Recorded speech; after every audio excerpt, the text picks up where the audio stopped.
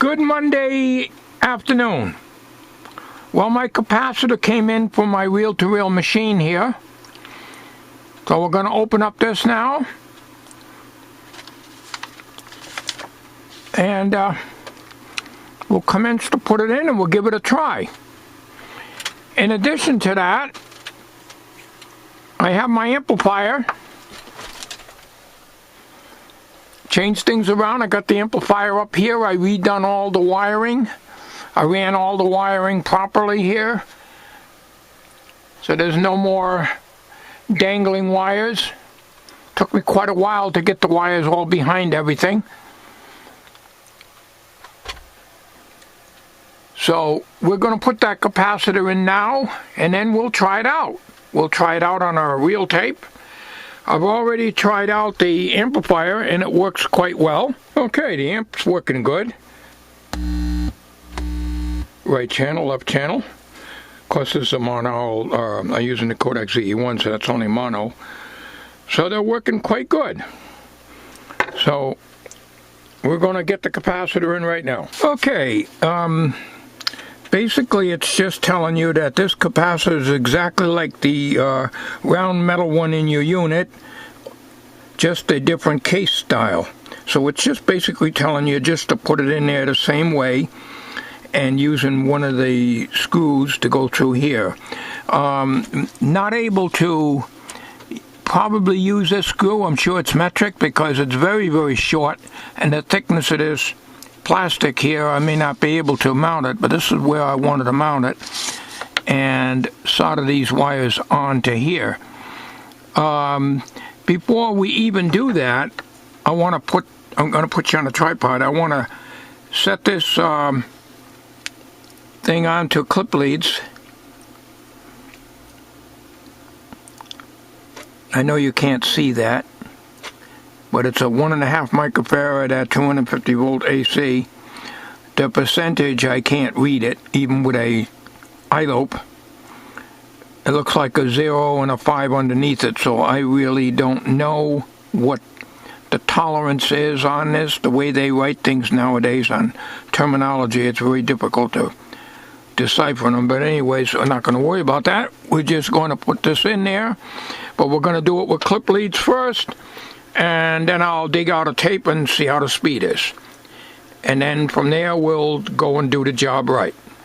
Hang on a minute. Okay, folks, let's see what we've got here for a tape we can try out.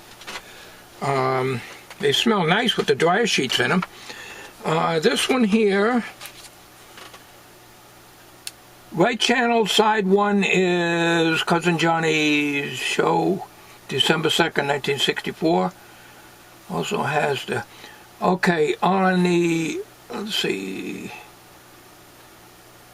and Cousin Johnny's.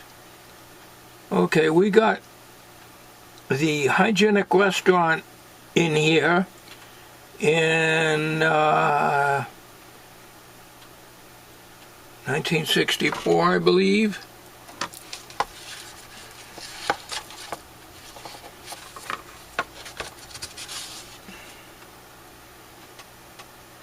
Let's see, startup tape is bad, sound fades up and down, and same problem, can't even read my own damn writing, close to end of tape also.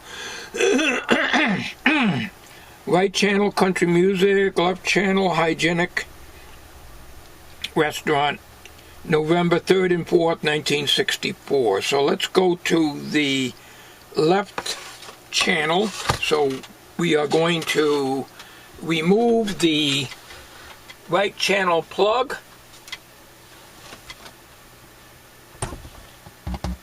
Okay, we got the right channel plug off here. And let's get this thing threaded. Okay, I got this tape threaded here. And we're going to have to adjust the volume, so I'll have to get up off my seat here. This tape is recorded at 3 3/4 inches per second. It is recorded Okay, that's me. Let me, that's a normal speed. Of course, I talked very close to the microphone back in those days. Let me get back to you in a minute here. I don't know why this is spilling like this when I turn it off, but... Okay, this was recorded in 1964 at the Hygienic Restaurant. And the waitresses and the cook and putting in orders.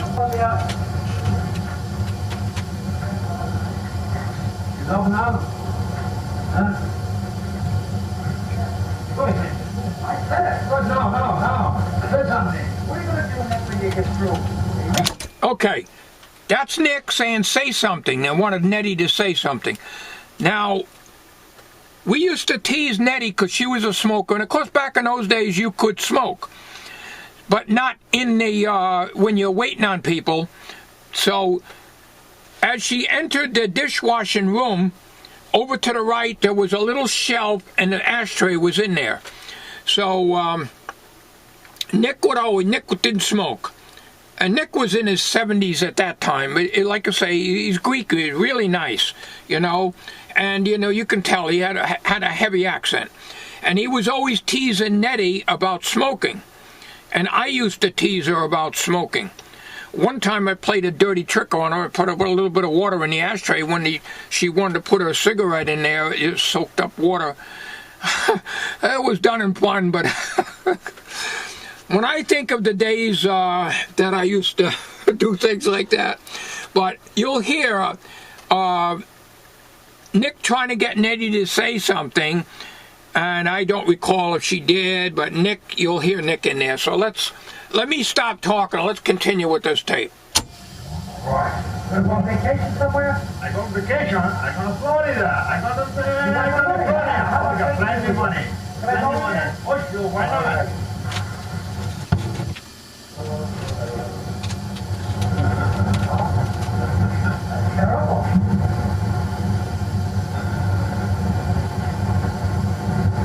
Well, I guess he didn't tease her this time. Nick was just saying he wanted to go to Florida and all them places when he retires. Well, I think you take a trip in the Europe. That's Nick. I go to Italy. I go to France, England. Oh, big country, Albania. Wonderful country.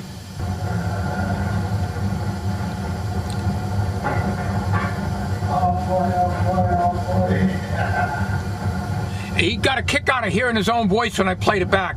Oh boy, oh boy, oh boy.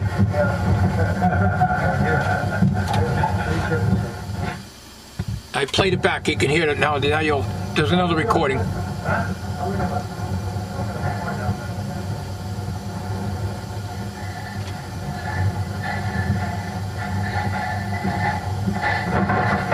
That's me stacking up dishes.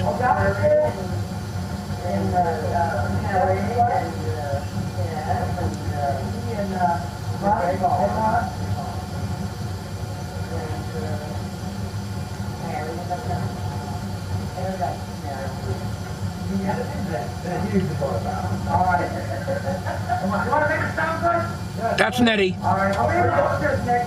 Keep royal. 6 steaks, large, mushroom sauce, rare, with French fries and salad, and 6 veal cutlets, and 3 clubs to go. What else? 3 oyster stews. What else? What else? Oh, I said, what else?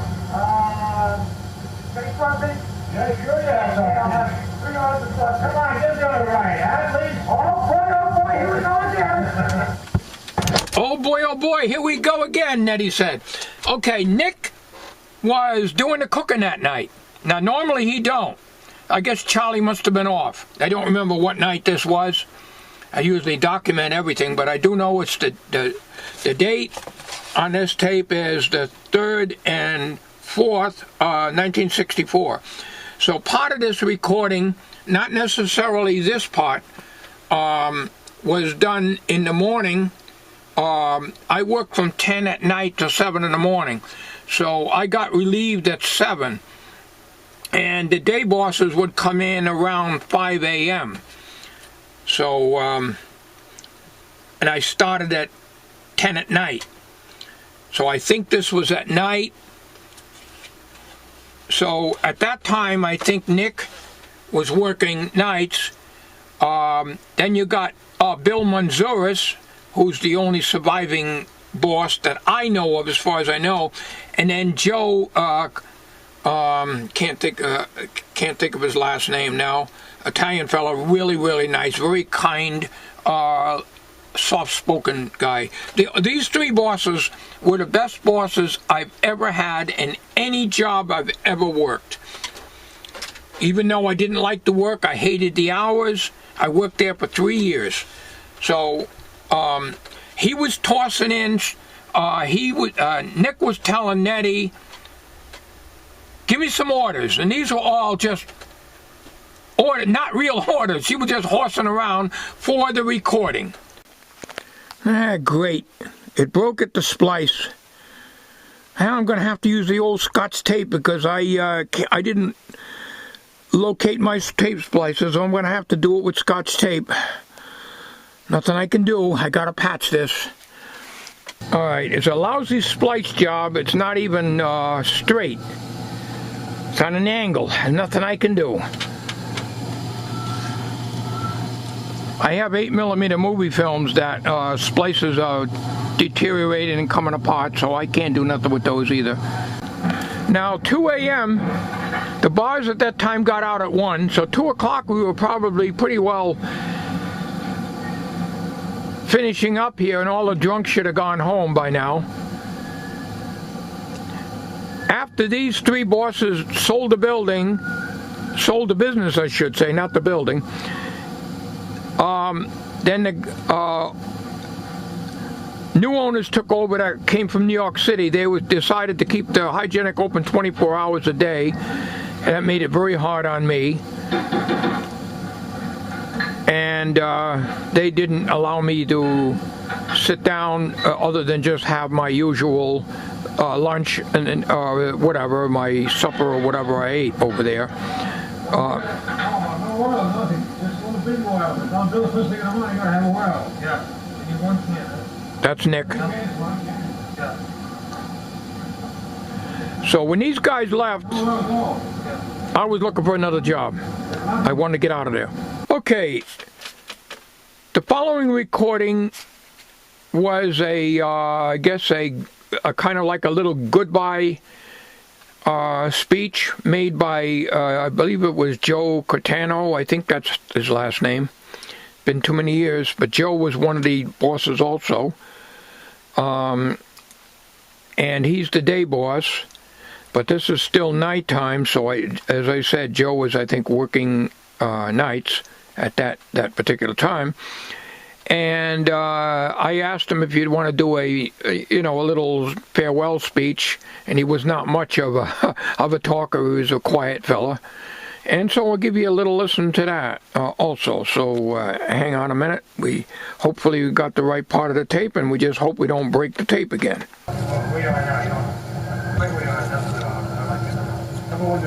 Okay, Joe's going to speak now.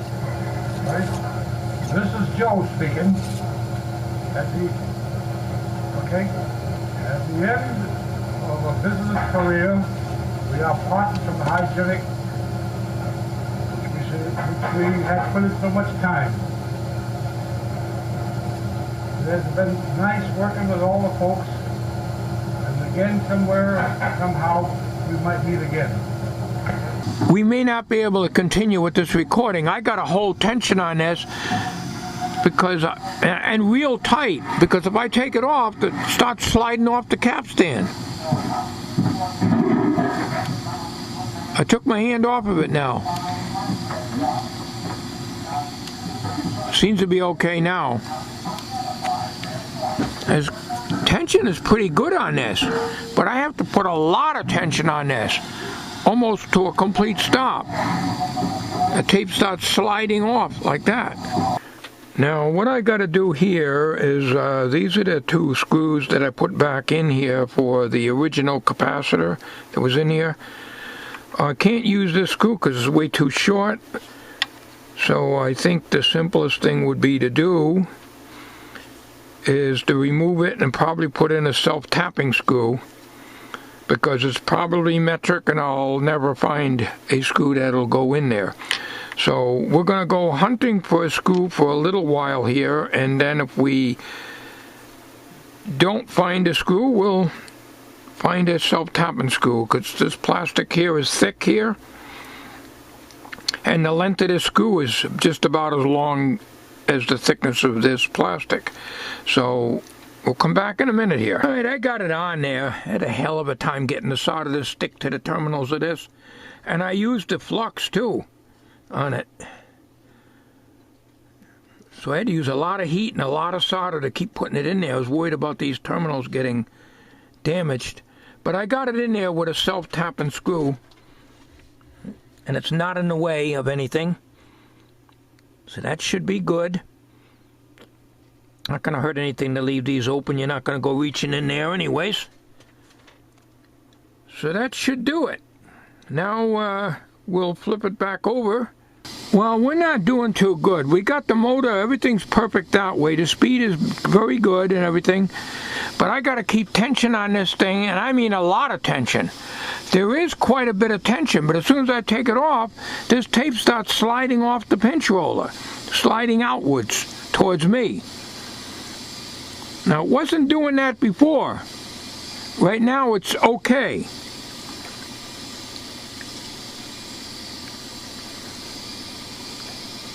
We got music playing. I can't have that on the radio, so we can't have the volume up.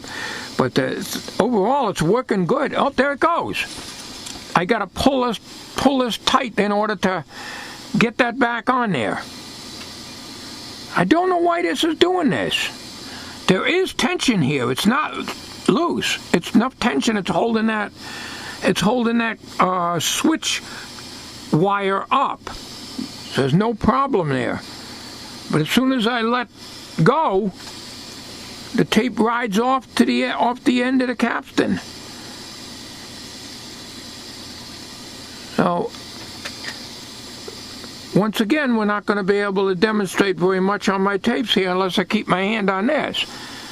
Now I'm talking about a lot of pressure, almost to stopping it.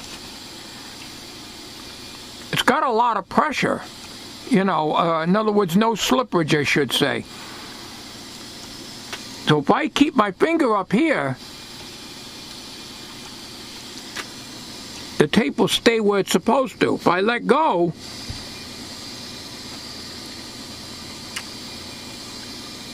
sorry, I can't get closer. I'm not using the Sony, the big Sony camcorder. Oh, but it's not right now.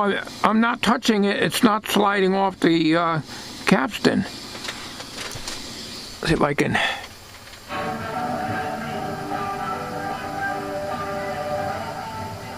That's just the transistor radio you're hearing in the background. There it goes. In order to pull it back on, I have to put my hand back on here again. Right now, it's working good. I don't know. It's got, like I say, it's got tension on here, but I guess it don't have enough. And it comes off of here.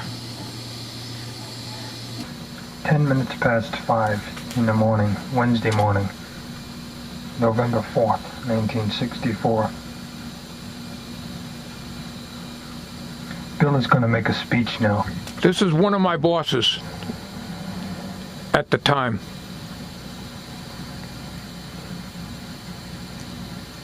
Well, it's been a great pleasure and a great experience to work with all these employees, Hygienic Restaurant, all these years. It's just been a wonderful thing, and too bad it has to come from that. Thank you.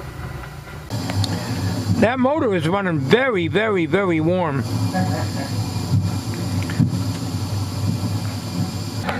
But the capacitor is running cold. I checked that because I had run this on the clip leads off camera. Alright, well 114, and if I move in very close without hitting the fan, we get 120.5, and move out, keeping that red dot on the motor, 118. I got the amp off. So that concludes this particular video here. I got a lot of editing to do on this, and it hasn't given me any more trouble here coming off the capstan. So I don't know what that's all about, but everything is fine here. It could be a clutch in here.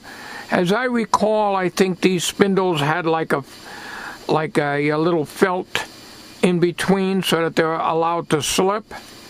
So I don't think it's a brake action. I think it's a clutch, but it's got a good steady. I can feel the pressure there. This is not loose. It's holding good, and it's holding this little shut-off spring up and out of the way so it doesn't shut the thing off. So it's working pretty good right now. I think we'll do is we'll fast forward it right off the wheel here. And that's going to be it for today. We'll be doing more on this in the future, but I think what we're going to do, shut it off. We'll unplug it, and we'll put my hand in here. Well, I'll tell you what, you can't keep your hand on this. Not very long. This whole metal here is very hot. I would say it's hot. The capacitor is ice cold. That is the right capacitor, 1.5 microfarad, 250 volt AC. So it might be normal for these things to run hot. I really don't know.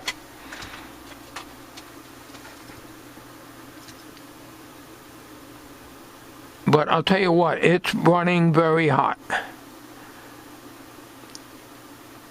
Now this is the longest I've ever ran this, so it gets hotter as I run it. So almost burning hot. You can't keep your hand on it very long.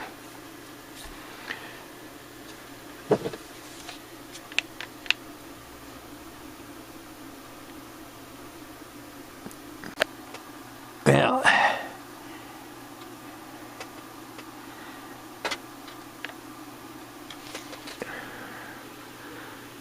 122.7. It's a hot one. Thanks for watching.